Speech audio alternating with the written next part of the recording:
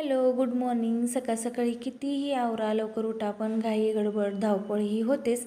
आज मुलांच्या डब्यामध्ये दोडक्याची भाजी दिलेली. तशी तर त्या दोघांनाही दोडका आवडत नाही, पण तरी पण मी दिलेली आणि त्यामध्ये मुगाची डाळ मुद्दामून टाकलेली, जेणेकरून थोडा तरी दोडक्याची भाजी खातील म्हणून. आणि चहा पण बनवून झालेला. चहा घेतला, त्यानंतर कोमट पाणी घेतलं आणि जी भांडी होती रात्रीची खूप सारी होती, टोपलं गच्च भरून. ती सध्या वाळत नाहीत पावसामुळे. आठवडाभर झालं खूप म्हणजे खूपच पाऊस येतो आहे. आणि भांडी वगैरे लावून किचन ओटा क्लीन करून झाला.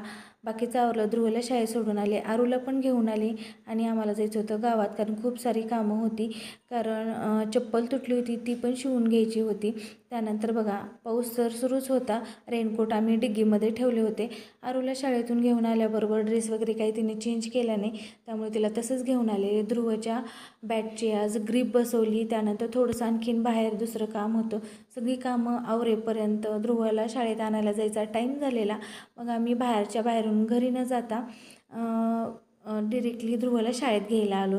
तर इतकं सुंदर वाटत होतं. पाऊस पडून गेलेला. आरू तर म्हणत होती, मम्मा किती छान वाटते फिरायला असं. तिचा अभ्यास पण बाकी होता. आलो तर आता आम्ही ध्रुवाच्या शाळेमध्ये. आणि हा बघा, बॅटला ग्रीप बसवलेली बघून खूप खुश झालेला. आणि मला म्हणला की मी जेवणच केलं नाही, का तर दात हालत होता म्हणून, दुखत होता म्हणून. त्याने तशाला तसा डब्बा परत आणला. नंतर आणखीन डबल पाऊस सुरू झाला. मग मस्तपैकी चहा एन्जॉय केला मुलांनी आणि मी पण.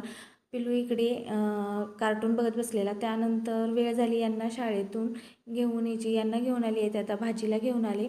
आणि डाळीला फोडणी मी जायच्या अगोदरच दिलेली. त्यानंतर गरमागरम हे मी आल्यानंतर घरी भाकरी टाकल्या. मस्तपैकी भाकरी, वरण, भात, कांदा, काकडी असं जेवण केलं. आणि ओल्या शेंगा भाजून ठेवलेल्या त्या पण.